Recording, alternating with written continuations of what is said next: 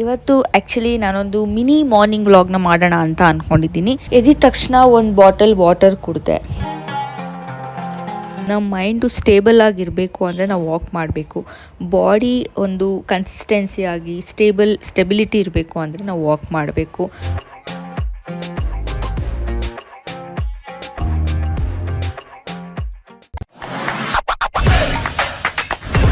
Hello everyone, welcome back to my YouTube channel. ಇವತ್ತು actually ನಾನೊಂದು mini morning ವ್ಲಾಗ್ನ ಮಾಡೋಣ ಅಂತ ಅಂದ್ಕೊಂಡಿದ್ದೀನಿ.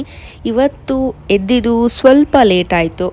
ಯೂಶ್ವಲಿ ಮಾರ್ನಿಂಗ್ ಎದ್ದು ಒಂದು 5:36 ಅಷ್ಟರಲ್ಲೆಲ್ಲ ಎದ್ದು ವಾಕ್ ಹೋಗ್ತಾ ಇದ್ದೆ. ಇವತ್ತು ಸ್ವಲ್ಪ ಲೇಟ್ ಆಯಿತು, 6:15 ಆಗಿದೆ.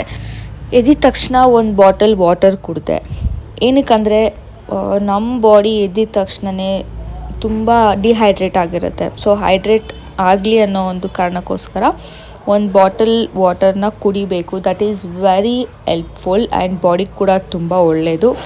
ಆ್ಯಂಡ್ ನನಗೆ ಮಾರ್ನಿಂಗ್ ಮತ್ತು ಈವ್ನಿಂಗ್ ಟೈಮ್ಸು ವಾಕ್ಗೆ ಹೋಗೋ ಅಭ್ಯಾಸ ಇದೆ. ಸೊ ಇದು ನನ್ನ ಮಾರ್ನಿಂಗ್ ಔಟ್ಫಿಟ್.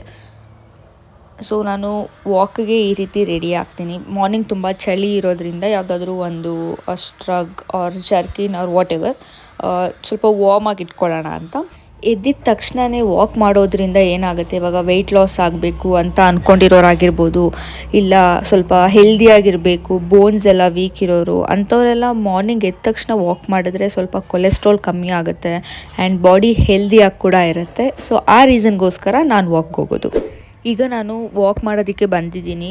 ಸೊ ನಿಮ್ಮ ಮನೆ ಅಕ್ಕಪಕ್ಕ ಏನಾದರೂ ಪಾರ್ಕ್ಸ್ ಇದ್ದೇ ಇರುತ್ತೆ ಆಬ್ವಿಯಸ್ಲಿ. ಸೊ ರೋಡಲ್ಲಿ ವಾಕ್ ಮಾಡೋದಕ್ಕಿಂತ ಒಂದು ಪಾರ್ಕಲ್ಲಿ ವಾಕ್ ಮಾಡಿದ್ರೆ ಒಂದು ಫ್ರೆಶ್ನೆಸ್ ಇರುತ್ತೆ. ಆ ಬರ್ಡ್ಸ್ ಚಿಪ್ಪಿಂಗ್ ಸೌಂಡ್ಸ್ ಆಗಿರ್ಬೋದು ಆ್ಯಂಡ್ ನಮ್ಮನ್ನು ನಾವೇ ಮೋಟಿವೇಟ್ ಮಾಡ್ಕೊಬಹುದು. ಸೊ ಆ ಒಂದು ರೀಸನಿಂದ ನಮ್ಮ ಮೈಂಡು ಸ್ಟೇಬಲ್ ಆಗಿರಬೇಕು ಅಂದರೆ ನಾವು ವಾಕ್ ಮಾಡಬೇಕು. ಬಾಡಿ ಒಂದು ಕನ್ಸಿಸ್ಟೆನ್ಸಿ ಆಗಿ ಸ್ಟೆಬಿಲಿಟಿ ಇರಬೇಕು ಅಂದರೆ ನಾವು ವಾಕ್ ಮಾಡಬೇಕು. ವರ್ಕೌಟ್ ಮಾಡೋರು ಮಾಡ್ಬೋದು, ಬಟ್ ವಾಕ್ ಮಾಡೋದ್ರಿಂದ ತುಂಬಾ ಅಡ್ವಾಂಟೇಜ್ ಇದೆ ಆ್ಯಂಡ್ ಕ್ಯಾಲೋರೀಸ್ ಜಾಸ್ತಿ ಬರ್ನ್ ಆಗುತ್ತೆ. ಈ ಪಾರ್ಕ್ಗೆ ಮಾರ್ನಿಂಗು ಅಷ್ಟೇ ಈವ್ನಿಂಗು ಅಷ್ಟೇ ತುಂಬ ಜನ ವಾಕಿಗೆ ಬರ್ತಾರೆ. ವಾಕ್ ಮಾಡೋದ್ರಿಂದ ಏನೂ ಡಿಸ್ಅಡ್ವಾಂಟೇಜ್ ಇಲ್ಲ. ಆ್ಯಂಡ್ ನಾನು ವೆಯ್ಟ್ ಲಾಸ್ ಪ್ರಾಸೆಸ್ಸಲ್ಲಿ ಇರೋದ್ರಿಂದ ವಾಕಿಂಗ್ ಸ್ಟಾರ್ಟ್ ಮಾಡಿದ್ದೀನಿ. ನೀವು ಸ್ಟಾರ್ಟ್ ಮಾಡಿ, ಎಕ್ಸ್ಪೀರಿಯೆನ್ಸ್ ತುಂಬಾ ಚೆನ್ನಾಗಿರುತ್ತೆ. ಕನ್ಸಿಸ್ಟೆನ್ಸಿ ತುಂಬಾ ಮುಖ್ಯ ಆಗುತ್ತೆ. ಒಂದಿನ ಮಾಡಿ ಇನ್ನೊಂದು ದಿನ ಬಿಡೋದು, ಅದು ವೆಯ್ಟ್ ಲಾಸು ಕೂಡ ತುಂಬಾ ಎಫೆಕ್ಟ್ ಆಗುತ್ತೆ. ಆ್ಯಂಡ್ ಮೈಂಡ್ ರಿಫ್ರೆಶ್ಮೆಂಟ್ ಆಗಿರಬೇಕಂದ್ರೆ ಡೈಲಿ ವಾಕ್ ಮಾಡಬೇಕು. ನಾನು ವಾಕ್ ಮುಗಿಸ್ಕೊಂಡು ಮನೆಗೆ ಹೋಗೋ ಅಷ್ಟರಲ್ಲಿ 7:30 ಆಗಿತ್ತು. ಹಾಗೆ ಬಿಸಿಲು ಕೂಡ ಸ್ಟಾರ್ಟ್ ಆಗಿತ್ತು. ವಾಕ್ ಮುಗಿಸ್ಕೊಂಡು ಬರೋ ಅಷ್ಟರಲ್ಲಿ ನನಗಂತೂ ತುಂಬ ಟಯರ್ಡ್ ಆಗಿತ್ತು. ಅದಕ್ಕೆ ನಮ್ಮ ಅಮ್ಮಂಗೆ ಊರಿಂದ ತೊಗೊಂಬಂದಿರೋ ಎಳ್ನೀರನ್ನ ಕೊಚ್ಕೊಡು ಅಂತ ಹೇಳಿದೆ.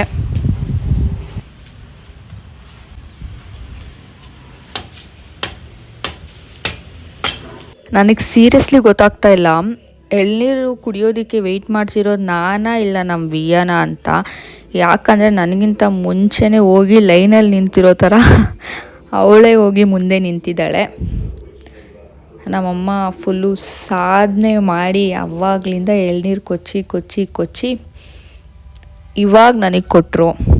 ಆ್ಯಂಡ್ ಏನಂದರೆ ಈ ಬೇರೆ ಫ್ರೂಟ್ಸ್ ಜ್ಯೂಸ್ ಎಲ್ಲ ಕುಡಿಯೋದಕ್ಕಿಂತ ಎಳ್ನೀರು ಕುಡಿದ್ರೆ ಆರೋಗ್ಯಕ್ಕೂ ತುಂಬ ಒಳ್ಳೆಯದು. ಆ್ಯಂಡ್ ನನಗೊಂದು ಎಳ್ನೀರು ಕುಡಿದ ಮೇಲೇ ಸ್ವಲ್ಪ ನೆಮ್ಮದಿ ಆಗಿದ್ದು.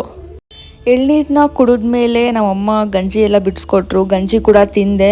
ಏನಂದರೆ ಒಬ್ರೊಬ್ಬರು ಈ ಗಂಜಿನ ತಿನ್ನಲ್ಲ, ಹಾಗೆ ಬಿಸಾಕ್ಬಿಡ್ತಾರೆ ಬರೀ ಎಳ್ನೀರನ್ನ ಕುಡಿದು ಬಿಟ್ಟು. That is wrong.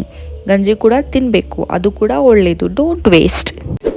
ಎಳ್ನೀರು ಕುಡಿದು ಕೆಳಗಡೆ ಬಂದಮೇಲೆ ಸ್ವಲ್ಪ ಲೈಟಾಗಿ ಹೊಟ್ಟೆ ಹಸಿತಾ ಇತ್ತು. ಅದಕ್ಕೆ ಟಿ ವಿ ನೋಡಿಕೊಂಡು ನಮ್ಮಮ್ಮನ ಟಿಫನ್ ಏನು ಅಂತ ಕೇಳಿದೆ. ಇಡ್ಲಿ ಅಂದರು. ಒಂದು 3 ಇಡ್ಲಿ ಹಾಕ್ಕೊಂಡು ಟಿಫನ್ ಮಾಡಿದೆ. ನಾನು ಟಿಫನ್ ಮಾಡೋ ಅಷ್ಟರಲ್ಲಿ ಆಲ್ಮೋಸ್ಟ್ 10 o'clock ಆಗಿತ್ತು. ಆ್ಯಕ್ಚುಲಿ ಬಿಫೋರ್ 10:30 ಟಿಫನ್ ಮಾಡಬೇಕು, ಅದು ಪ್ರಾಪರ್ ಟೈಮಿಂಗ್. ನಾನು ಸ್ವಲ್ಪ ಲೇಟ್ ಆಯಿತು. ಹಾಗೆ ಟಿಫನ್ ಆದಮೇಲೆ ಹೇರ್ಗೆ ಆಯಿಲ್ ಅಪ್ಲೈ ಮಾಡಿಕೊಂಡು ಸ್ವಲ್ಪ ರೆಸ್ಟ್ ಮಾಡಿದೆ. ಏನಕ್ಕಂದರೆ ತುಂಬ ದಿನ ಆಗಿತ್ತು ನನ್ನ ಹೇರ್ಸ್ಗೆ ಆಯಿಲ್ ಅಪ್ಲೈ ಮಾಡಿ.